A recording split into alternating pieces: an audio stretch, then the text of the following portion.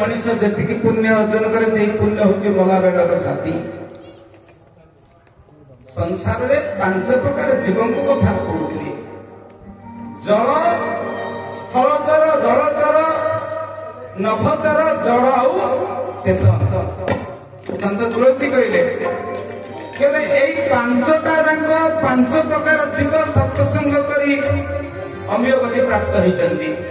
जलचर किए ना जलचर होती कुंभीर गच और कुंभीर भितर युद्ध लगी युद्ध लगे भी सत्संग भितर थिला।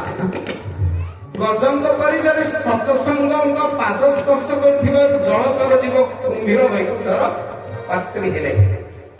स्थलचर स्थलचर जीव अनेक उदाहरण विभीषण हनुमंत महाराज सहित सत्संग करिवारु भगवान राम को प्राप्त होते। नभचर नभ माने आकाश आकाश में किए सत्संग करथिले ना आकाश रे जटायु पक्षी गिद्ध पक्षी जटायु दशरथंग सहित सत्संग करथिले थरे गिद्ध पक्षी जटायु सत्संग करी बार फल स्वरूप अंतिम अवस्था मला बेले भगवान कोल जीवन जाइए भगवान राम मुखाग्नि देते।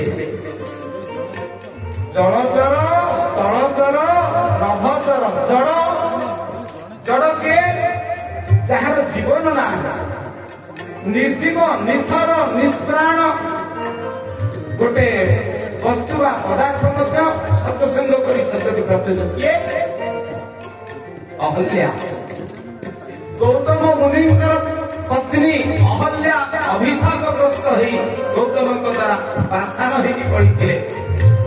गौतम मुनि आश्रम बाट दे विश्वामित्र जो जाते क्षण गोटे मुहूर्त विश्वामित्र सहित सत्संग कर फलस्वरूप रघुनाथ सरकार पदर धूली पड़ी से अहगति दिव्यगति कर्मगति ब्रह्मगति प्राप्त है।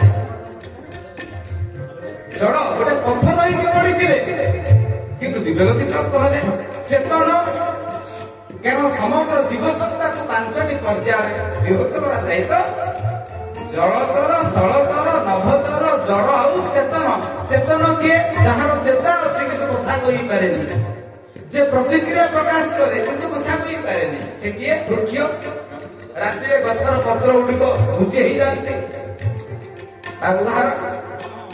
ना जिते कृष्ण भगवान गोकुल बाल गोपाल रूप लीला करते 5 वर्ष बयस पर्यंत नंदराजा अगणार जामलार्जुन वृक्ष अभिशाप पाई जे कि कुबेर 2 पुत्र मणिग्रीव आउ नल कुबेर भगवान कृष्ण को सबुदिन देखुले दर्शन करुले।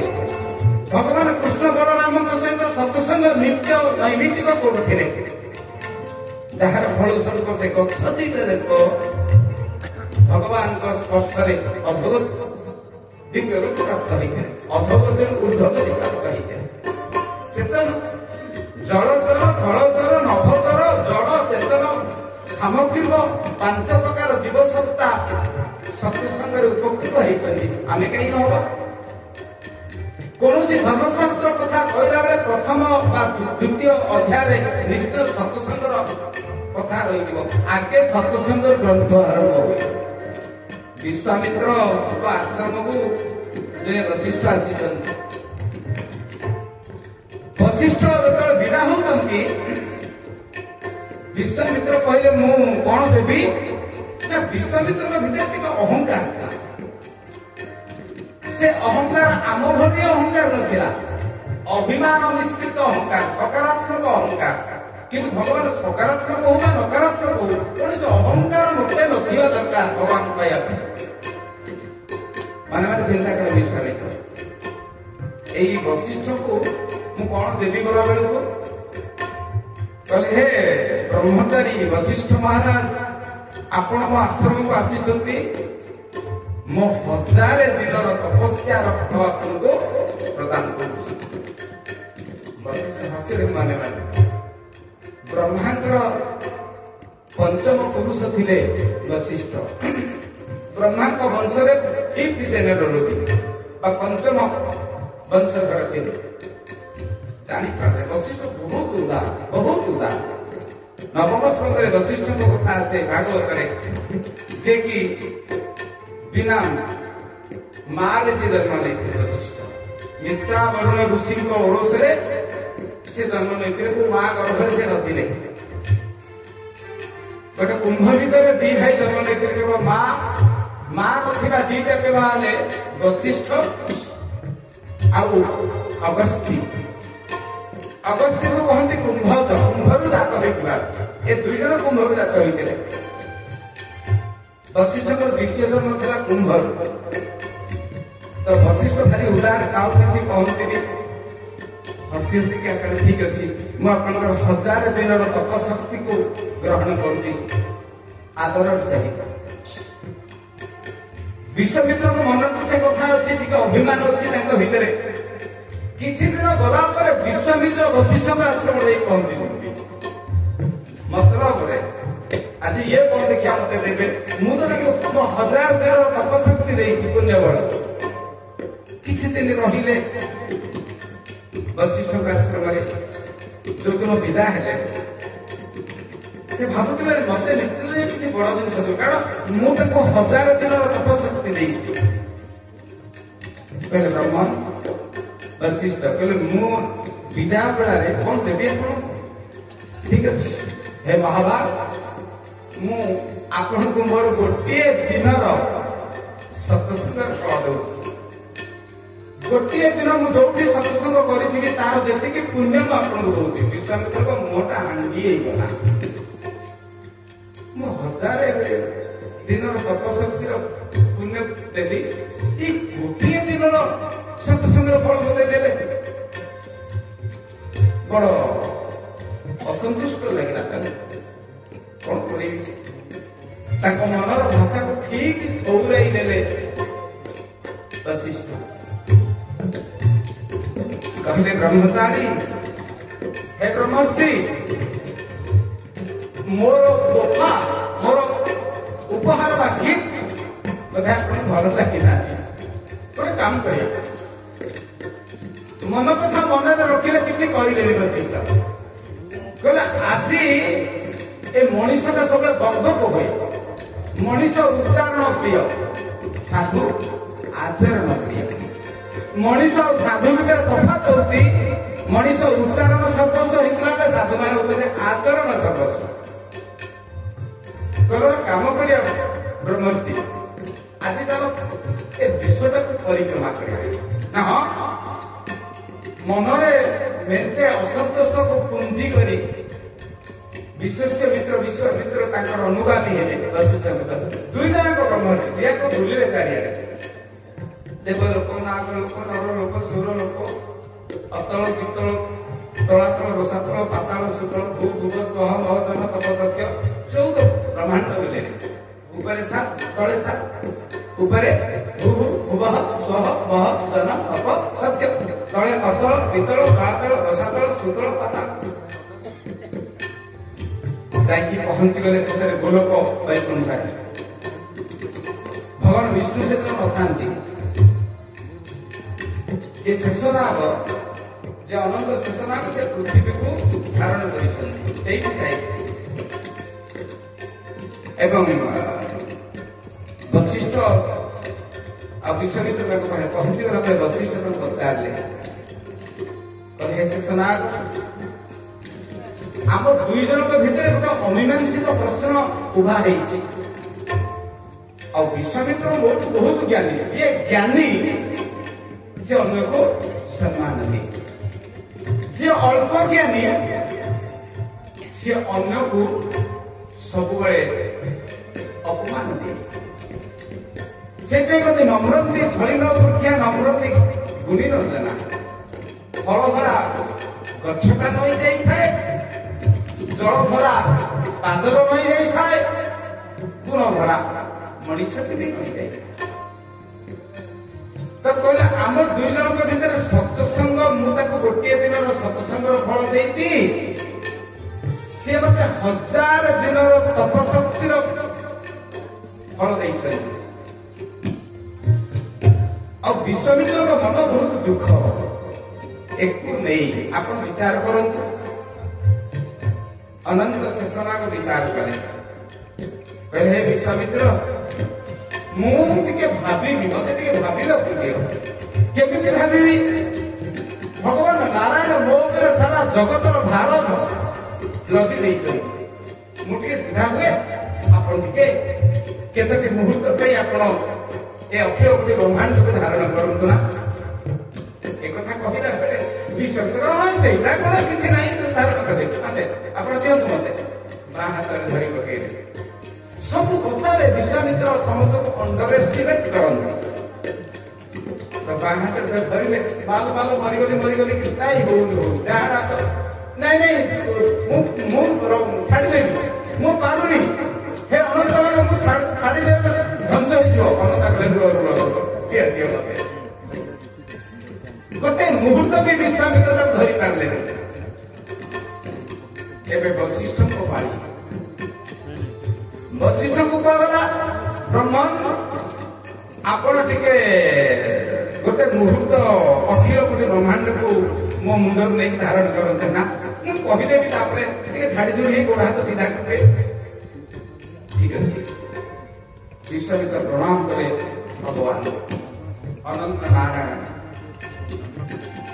नमस्कार करे दुई हाथ को बढ़े देले भक्ति रे नम्रता रे एवं अनायास रे बिना जुक्ति रे से हाथ को प्रसारण कले अखिल कोटि ब्रह्मांड को से बहुत समय धरी धारण करे तो सक्षम है एई घटना रे शेषनाग विश्वामित्र को पचारले आप बुझी पारले ना मते कहया को पड़िबनी काहार फल अधिक सत्संगर फल अधिक ना तपशक्तिर फल अधिक विश्वामित्र जोक मुहरे लुण देवा परी अवस्था को आसी सारी अभिमान बरफ परी तरलिला को आरंभ करिथिला कृतांजलि कृतरे हाथ जोड़ी देले वशिष्ठ पाखे ब्रह्मांड भूल गोटे मुहूर्तर सत्संगर फल जी मोर 1000 वर्षर तपशक्तिर फल जी नुहे ए दुनिया रे तपस्या अपेक्षा सत्संगर फल अधिक संत तुलसी से घटना चुपे लिखिले कौन लिखिले कली जुग राम जय राम जय जय एक आधारो राम श्री राम जय राम जय जय कली जुग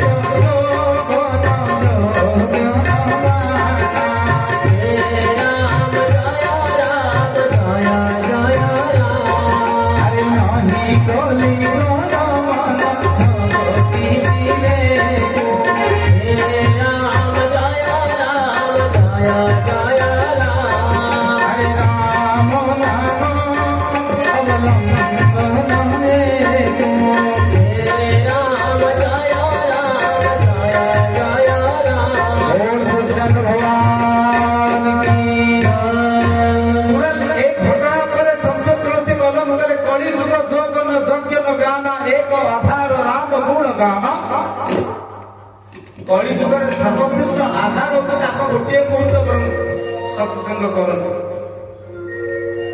एवं नहीं कली कर मन भगति विवेक हाँ राम नाम अवलंबन कली जुग सबू अपेक्षा जोग यज्ञ ज्ञान तपस्या अपेक्षा सर्वश्रेष्ठ होती राम गुणगान राम गुणगान सत्संग पुणी रामंकर ना कहीं कहले पद्म पुराण कहले चरित रघुनाथ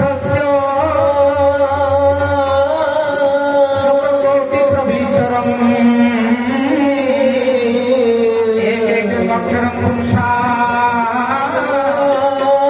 महापातकनाथ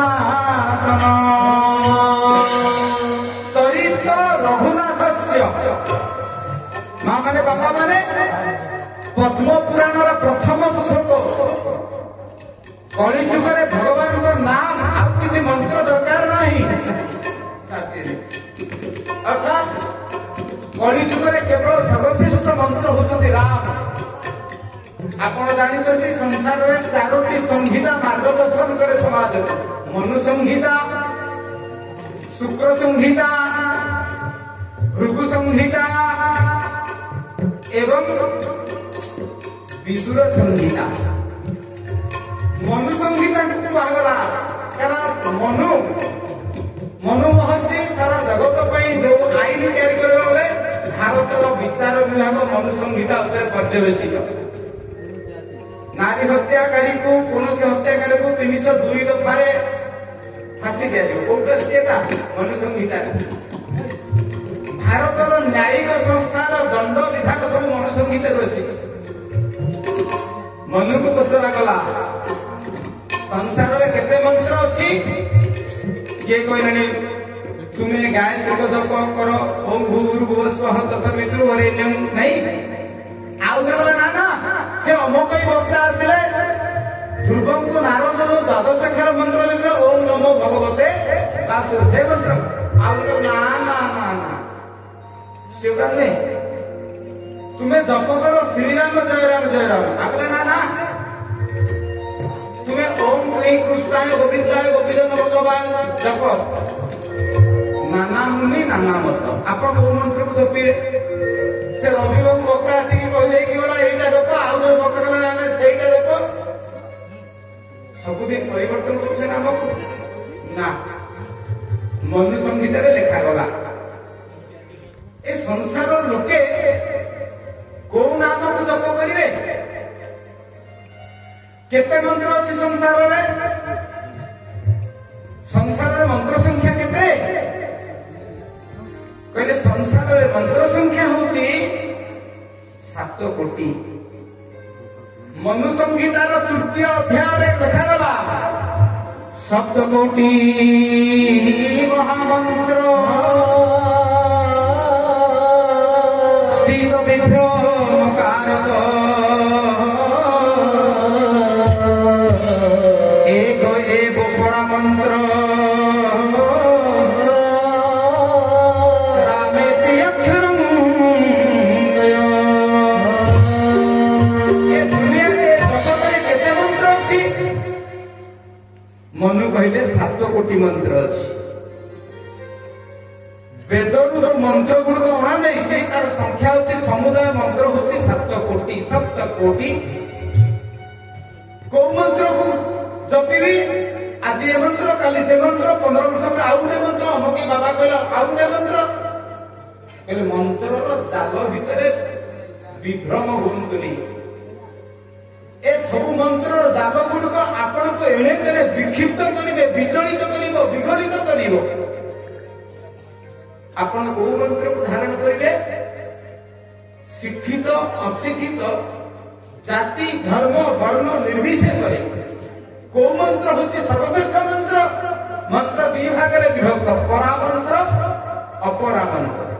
परामंत्र का कहते जो मंत्र जीव को ब्रह्म भीतर मिसई दिए अद्वैत दर्शन अर्थात मु जीव मु होची ब्रह्म जीव हम ब्रह्म अहम ब्रह्मास्मि।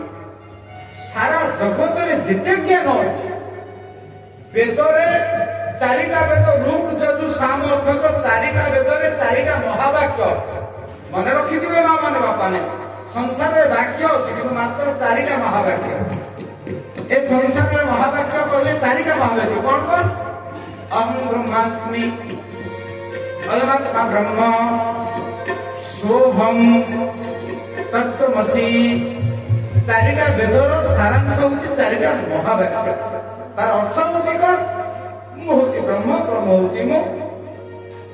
तेणु जो मंत्र जीव को भगवान को भीतर मिसई दिए ताकू कहती परा मंत्र।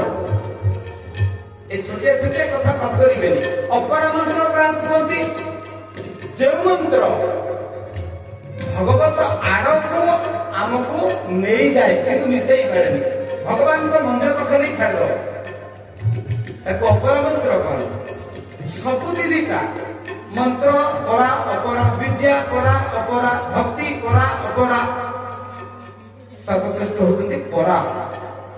परा भक्ति परा मंत्र आमको भगवान को भितर मिसई देव, अपरा मंत्र भगवान को द्वार पाखक नहीं जीव। तेणु मनुसंहिता लिखा गला एक एक परा मंत्र रामेति अक्षरम द्वयम। परा मंत्र केवल राम राम कहीं ना सबुठ सरल और तरल शब्द कहले राम। अशिक्षित शिक्षित टिप चिन्ह और परमवीर चक्र भारत रत्न नोबल जिते जहाँ पाइले भी समस्त को पार्टी रे पशिब यही मंत्रटा कोटा राम। और से सब मनीष मला बेलू आउ कहीं किसी कहते कौन कहती राम नाम सत्य है, बैंक बैलेंस सत्य है नुहे, सुंदरी भाईजा सत्य है नुहे, पद्मभूषण परमवीर चक्र नुहे, केवल राम नाम सत्य है। कारण राम होती मंत्र मान भीतर राजा राम शब्दटा हूँ गोटे शब्द नुहे गोटे मंत्र। मनुसंहिता तृतीय अध्याय से कलम करे बोले एक एक परा मंत्र रामेति अक्षरम द्वयम। आपण किसी मंत्र उच्चारण करते केवल राम राम राम। तेणु पद्म पुराण प्रथम श्लोक चरित रघुनाथ शतकोटि प्रविष्टरम एक अक्षर मुकुंसमरे पाप महापातक नाशनम। पुंसा क्षय पुंसा पाप। आपण राम नाम जप कले सबु जिनिस नष्ट हो जाए खराब जिनिस। माँ मैंने जप करुले आज संध्या बेले माँ मैंने कीर्तन करुले बालीवर सबु साई अष्टप्रहरी 24 प्रहरी हुए। आपण कौन कहती जप हरे कृष्ण हरे नाम नहीं पुणी जप ए जपटा कहीं कहूँ जप शब्दटार अर्थ कौन अग्नि पुराण द्वितीय अध्याय जप आउ प जप कले कौन हुए मनीष तो कलिजुगर मनीष तो सब कथा गोटे रिटर्न चाहे ना बिना फायदा कलिजुगर मनीष किसी करेनि आ किसी बिना फायदा करुवा मनीष बहुत नगण्य अगण्य। जप शब्दर अर्थ कौन जकार जन्म पिछे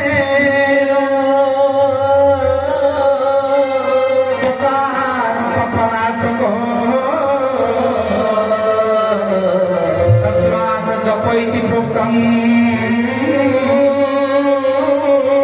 जन्म पाप विनाशक। जो मैंने भगवान को ना जपते दीटा फायदा हुए जन्म विच्छेद जर्थ जन्म विच्छेद पर्थ पाप विच्छेद। कहीं जप ना भगवान को नाम कुंडे जप करुवा मनुष्यर दीटा जिनिस मिली थाए से जन्म हुए ना तार जन्मर पूर्णछेद पड़ जाए। आउ कौन पकार पापनाशक पापर पूर्णछेद पड़ जाए। कुंभ मेला मोटा जाकि बुड़ पकईबी कुंभ मेला कुंभ मेला तो आसला मद पीबी पर स्त्री पछे गोड़ी पाप सब मुक्त हो कि लक्ष्य कुंभ गले लाभ कौन। कारण भगवान नाम दीटा आमको लाभ दिए जन्म आउ पापरू आमको दूर को नहीं जाए। पार्वती पचारे शंकर भगवान जे रामचंद्र लिखिले शंकर भगवान लिखिले रचि महेश निज मानस हे राम जय राम जय जय राम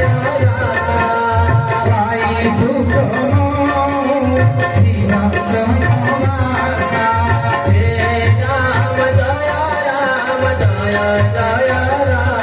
शिव भगवान की कौन कहले ना भगवान शंकर 100 कोटी श्लोक लिखि रामायण को चरित रघुनाथ से चरित शब्द आपको कहूँ शास्त्र मान गोटे गोटे शब्द को लेकिन वितर्क करा जाए। चरित और चरित्र भीतर तफात कौन चरित्र क्या कहते चरित्र क्या कहते ମଣିଷର ଜୀବନର ବୃତ୍ତାନ୍ତ ବା ମଣିଷର ଜୀବନୀ ବା ମଣିଷର ଜୀବନର ଇତିବୃତ୍ତିର ନାଁ ହେଉଛି ଚରିତ୍ର। ସ୍କେଚ୍ ଦି କ୍ୟାରେକ୍ଟର ଅଫ୍ ଅମକ ଶିବାଜୀ। ଗୋଟେ ମଣିଷର ଜୀବନ ଲିପିର ବର୍ଣ୍ଣନା ବା ଲେଖନୀକୁ କହନ୍ତି ଚରିତ୍ର। ପରନ୍ତୁ ଚରିତ୍ର କାହାକୁ କହନ୍ତି? କେବଳ ଭଗବତ ଲୀଳା ସମୂହକୁ ବର୍ଣ୍ଣନା କରିବାକୁ କହନ୍ତି ଚରିତ୍ର। ଆପଣ କୋଉ ଶାସ୍ତ୍ରରେ ଆଜି ପର୍ଯ୍ୟନ୍ତ ଦେଖିନଥିବେ ରାମ ଚରିତ୍ର ବୋଲି। କଣ? ରାମ ଚରିତ୍ର। କୃଷ୍ଣ ଚରିତ୍ର ନୁହେଁ, କଣ? କୃଷ୍ଣ ଚରିତ୍ର।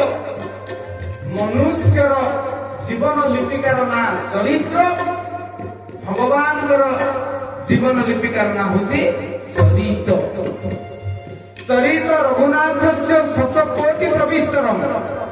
100 କୋଟି ଶ୍ଲୋକରେ ଶଙ୍କର ଭଗବାନ ଯେ ରାମଚରିତ୍ରକୁ ରଚନା କରିଥିଲେ, ରାମାୟଣ ଲେଖିଲେ ଶଙ୍କର ଭଗବାନ। ଏକୈକମ୍ ଅକ୍ଷରମ୍ ପୁଂସା ମହାପାତକ ନାଶନମ୍। ଯୋଉ ରାମଚରିତ୍ର ସେ ଲେଖିଲେ ତାର ପ୍ରତ୍ୟେକଟି ଅକ୍ଷର ଆମ ପାପକୁ ନାଶ କରେ। ରାମଚରିତ୍ର ଲେଖା ସରିଗଲା। ଦିନେ ଶଙ୍କର ଭଗବାନଙ୍କ ମନ୍ଦିରକୁ ଆସିଛନ୍ତି ମନୁଷ୍ୟମାନେ ସେ ମନ୍ତ୍ରକୁ ନେବା ପାଇଁ, ରାମଚରିତ୍ରକୁ ନେବା ପାଇଁ। ମନୁଷ୍ୟମାନେ ଆସିଛନ୍ତି, ରାକ୍ଷସମାନେ ଆସିଛନ୍ତି, ଆଉ ଦେବତାମାନେ ଆସିଛନ୍ତି ନେବା ପାଇଁ। ରାକ୍ଷସମାନେ ବି ରାମାୟଣ ପଢିବା ପାଇଁ ଭଲ ପାଆନ୍ତି, କିନ୍ତୁ ଆମେ ମଣିଷ ନୁହେଁ। ଆମେ ଏଠି ରାମଚରିତ୍ର ପଢିବାନି, ଆମେ ଏଠି ରାମଚରିତ୍ର ଶୁଣିବା ପାଇଁ ସମୟ ନାହିଁ, କାମଚରିତ୍ର ଶୁଣିବା।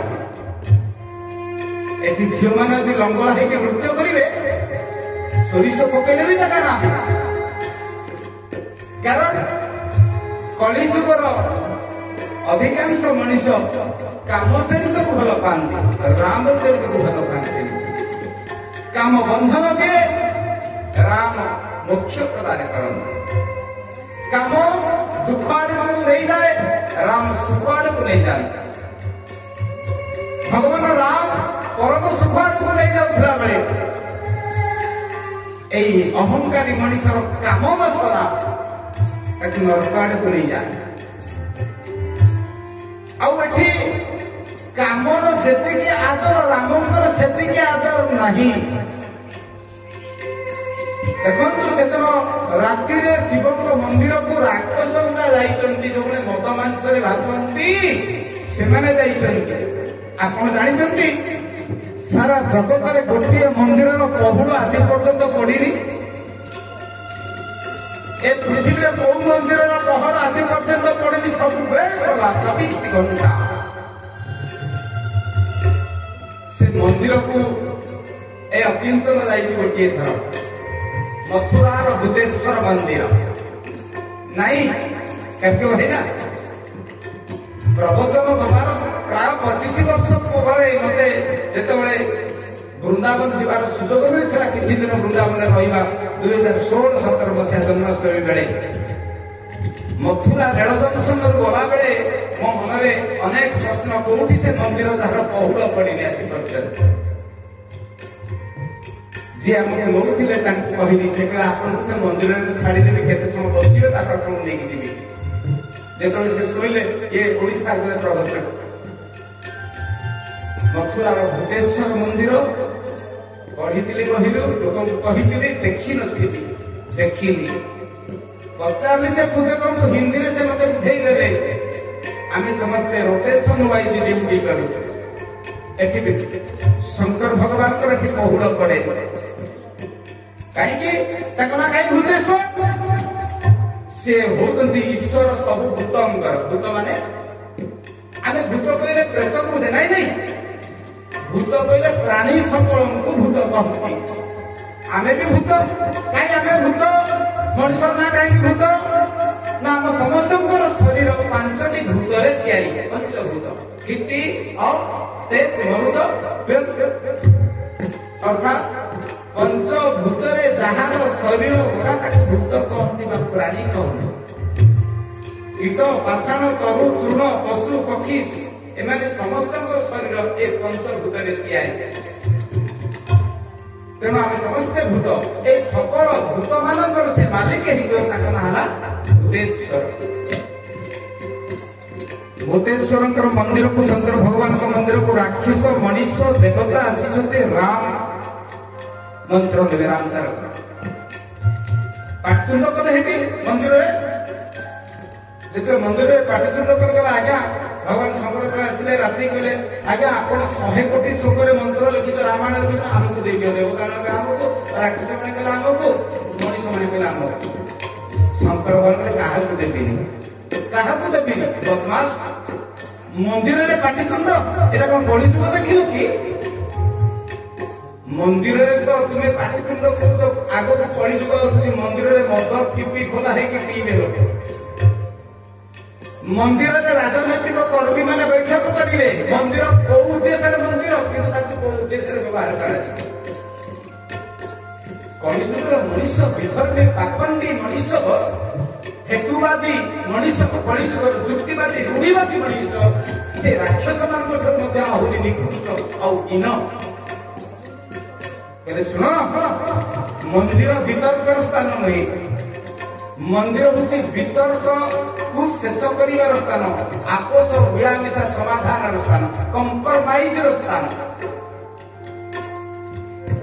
कौन कह ना आज्ञा आमको से रामायण दिवस 100 कोटी लिखित श्लोक शंकर भगवान से ठीक आपको ठीक पाठतुंड कहीं এই দেখো মো পরিবারের সবু গুড়াক বিরোধী দল অছন্তি মো বাহান হচ্ছে নন্দী ভৃঙ্গি গোটে বলদ গোটে ষণ্ঢ ষণ্ঢକୁ ଖାଇବା ପାଇଁ ମୋ ସ୍ତ୍ରୀର ବାହାନ ଲାଙ୍ଗୁଳ ପିଟୁଥିଲା ଆଗରୁ କିଏ ମୋ ସ୍ତ୍ରୀ କିଏ ଦୁର୍ଗା ପାର୍ବତୀ କାଳୀ ଏବଂ ଦୁର୍ଗାଙ୍କର ବାହାନ କିଏ ସିଂହ ସିଂହର ପ୍ରିୟ ଆହାର କିଏ ଗାଈ ବଳଦ कहले मो स्त्री दुर्गार आहार हूँ मो बाहन मो बड़ पुओ फिजिकाल हांडिका गणेश शारीरिक विकलांग ता बाहनटा मूषा मो सान पुओ ना हूँ 6टा मुंड हेटा गुटे हांडिका 6 मुंड षडानन कार्तिक देवता मान सेनापति स्कंद बोली कहते मो स्त्री हूँ नवदुर्गारे प्रथम शैलपुत्रिक द्वितीयं ब्रह्मचारिणी तृतीयं चंद्र घंटेति पुष्पांडेति चतुर्थकं पंचमं स्कंद मातेति षष्ठं ख्यात एवं तथा चंडी सप्तशती चंडी मो स्त्री हूँ स्कंद माता माने कार्तिक माता है मो पुओ गणेशर बाहर हूँ मूषा आ मु जो हार पिंधि पन्नक हार नागेन्द्र हार सापर प्रिय हूँ मूषा ए सापटा बेले फम हो चाहूँ पाटर ठप ठप नाल हूँ मूषा खाइब बोली साप को खाइब बोली मो सान पुओ कार्तिक बाहन मयूर तो जा होती କାହାକୁ କହିବି କହିଲେ ହବ କଳି ନ କହିଲେ ଦିଦି ଚଳି କହିବିନି କହିଲେ ଘରେ ରହିବିନି ମୋ ଘରେ ସବୁ ଭୋଜ୍ୟ ଆଉ ଭୋଜକ ଖାଦ୍ୟ ଆଉ ଖାଦକ ସମସ୍ତଙ୍କର ଅପୂର୍ବ ସମାବେଶ ଏଠି ସବୁ ବିରୋଧୀ ଦଳ କେହି ଗୋଟେ ରୁଲିଂ ପାର୍ଟି ନାହାନ୍ତି ମୋ ବାହାନକୁ ଖାଇବା ପାଇଁ ମୋ ସ୍ତ୍ରୀ ବାହାନ ରେଡି मो बड़ पुअर बाहन को खाइबा मो गलार साप गुड़ा रेडी मो गलार साप को खाइबा मो पुओ कार्तिक बाहन मयूर भी नाल गोड़ौती पाटी बड़ कष्ट मोर परिवार निर्वाह कर मन रख अरे मनीष अरे राक्षस अरे देवता मो घरे एते शत्रु किंतु पाटितुंड नहीं डिसिप्लिन श्रृंखला एटी पाटितुंड करबा निषेध ए घरटा होची वैकुंठ वैकुंठ का कोनती वैकुंठ समान ଅଟେ ସେହି ଘର ପରସ୍ପର ସ୍ନେହ ଜଳି ଥାଏ ନିରନ୍ତର। ଶ୍ରୀରାମ ଜୟ ରାମ ଜୟ ଜୟ ରାମ ଶ୍ରୀରାମ ଜୟ ରାମ ଜୟ ଜୟ ରାମ। ମଣିଷର ଘରଟା କେତେବେଳେ ବୈକୁଣ୍ଠ ହେଇଯିବ? ଯୋଉଠି ସ୍ନେହ ଥାଏ, କପଟ ନଥାଏ। ଆମେ ସବୁ କପଟି, ଆମେ ମୁହଁରେ ଗୋଟେ କଥା, ଭିତରେ ଆଉ ଗୋଟେ କଥା। ମନୁଷ୍ୟର ଘର କେତେବେଳେ ବୈକୁଣ୍ଠ ହବ? ଆଉ ବୈକୁଣ୍ଠ ହେଲେ ଆପଣ ରଘୁନାଥଙ୍କ ପାଖକୁ ଆସିବା ଆବଶ୍ୟକ ପଡିବନି। ରଘୁନାଥ ଯିବେ ଆପଣଙ୍କ ଘରକୁ। ସବରୀ କଣ ଯାଇଥିଲା କି ରଘୁନାଥଙ୍କ ପାଖକୁ? ରଘୁନାଥ ଯାଇଥିଲେ ସବରୀ ପାଖକୁ। ନିକୃଷ୍ଟ ଜାତିରେ ଜନ୍ମ ସବରୀ, କିନ୍ତୁ ପ୍ରଭୁ ଯାଇଥିଲେ ତା ପାଖକୁ। ଗିଧ ପକ୍ଷୀ ଜଟାୟୁ ଯେ ପଚା ମାଂସ ଖାଏ, ସିଏ ଭଗବାନ ରଘୁନାଥଙ୍କ ପାଖକୁ ଯାଇଥିଲା। ରଘୁନାଥ ତା ପାଖକୁ ଆସିଥିଲେ କାରଣ ସେମାନଙ୍କ ଘରଟା ବୈକୁଣ୍ଠ, ଆମ ଘରଟା ନର୍କ। ଯେତେ ମାର୍ବଲ ଟାଇଲି କଲେ ବି, ଯେତେ ସେଣ୍ଟ୍ରାଲ ଏସି ଲଗେଇଲେ ବି ଆମ ଘରେ କାହା ମନ କାହାକୁ ପାଏ। ଘରଟା ନୂଆଣିଆ ଚାଳ ହଉ, ମାଟିର ଘର ହଉ, ତାକୁ ବୈକୁଣ୍ଠ କୁହାଯିବ କେତେବେଳେ? ପୁତ୍ର ଯସ୍ୟ ଭସୀଭୂତ ପତ୍ନୀ ଛନ୍ଦାନୁଗାମିନୀ ଭବେ ସନ୍ତୁଷ୍ଟ ତସ୍ୟ ସ୍ୱର୍ଗ ଇହେ ବହି। ତିନୋଟି କଥା ଯାହା ଘରେ ଥାଏ, ରଘୁନାଥ ତା ଘରକୁ ଯାଆନ୍ତା। ତିନୋଟି କଥା ଯାହା ଘରେ ଘଟୁଥାଏ ତାକୁ ବୈକୁଣ୍ଠ କହନ୍ତି। ସେ ତିନୋଟି କଥା କଣ? ଯାହା ଶିବଙ୍କ ଘରେ ଥିଲା, ଆମ ଘରେ ନାହିଁ। ଆମେ ବହୁତ ଭାଷଣ ଦିଏ, ଆମ ଘରେ ବ୍ୟାକରଣର ଅଭାବ ନାହିଁ, କ୍ଷମତାର ବି ଅଭାବ ନାହିଁ। କିନ୍ତୁ ବାପ ପୁଅର ପଡେନି, ପୁଅ ବାପର ପଡେନି, ସ୍ୱାମୀ ସ୍ତ୍ରୀର ପଡେନି, ସ୍ତ୍ରୀ ସ୍ୱାମୀର ବି ପଡେନି। ଲୋକ ଲଜ୍ଜା ପାଇଁ ହଉ, ନିଜର ଆତ୍ମସମ୍ମାନ ତଥାକଥିତ ସାମାଜିକ ପ୍ରତିପତ୍ତିର ସୁରକ୍ଷା ପାଇଁ ହଉ, ଆମେ କହିବୁ ଯେ ଆମେ ବଡ ଘର ବଡ ଗୁଣର କଥା। କିନ୍ତୁ ମନ କଥା କିଏ ଜାଣେ? ମନ ପଡିଗଲେ ସଭିଏ ଜାଣନ୍ତି, ମନ ପଡିଗଲେ ଜାଣୁଛି କିଏ? ସେ ତିନୋଟି କଥା କଣ? ଆମେ ତ ଫୁଟାଣି ମାନେ ଆମେ ଭଲରେ ଅଛେ, କିନ୍ତୁ ଭଲରେ କେହି ନାହାନ୍ତି। କୌଣସି ମଣିଷ ଭଲରେ ନାହାନ୍ତି ଆଜିକାଲି, କୌଣସି ମଣିଷ। ପୁତ୍ର ଯସ୍ୟ ଭସୀଭୂତ। ଆପଣ ସୀତାରାମଙ୍କ କଥା ଶୁଣିଛନ୍ତି, ତା ଭିତରେ ସାମାଜିକ ଚର୍ଚ୍ଚା ହଉଛି ଏଗୁଡା।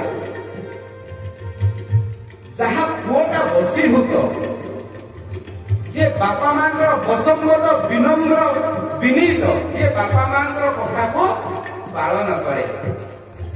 ଭାଗବତ କହିଲେ ସଂସାରରେ ଯେତେ ପ୍ରକାର ପୁତ୍ର ଅଛନ୍ତି ତାକୁ ତିନି ଭାଗରେ କହନ୍ତି। କଣ କଣ? ଉତ୍ତମ, ମଧ୍ୟମ ଆଉ ଅଧମ। ଉତ୍ତମ ପୁତ୍ର କିଏ? ପିତାର ମନ ଜାଣି କରେ ଉତ୍ତମ ପୁତ୍ର ଦେବେ ଭାରେ। ରାଧେ ଗୋବିନ୍ଦ ଗୋବିନ୍ଦ ଗୋବିନ୍ଦ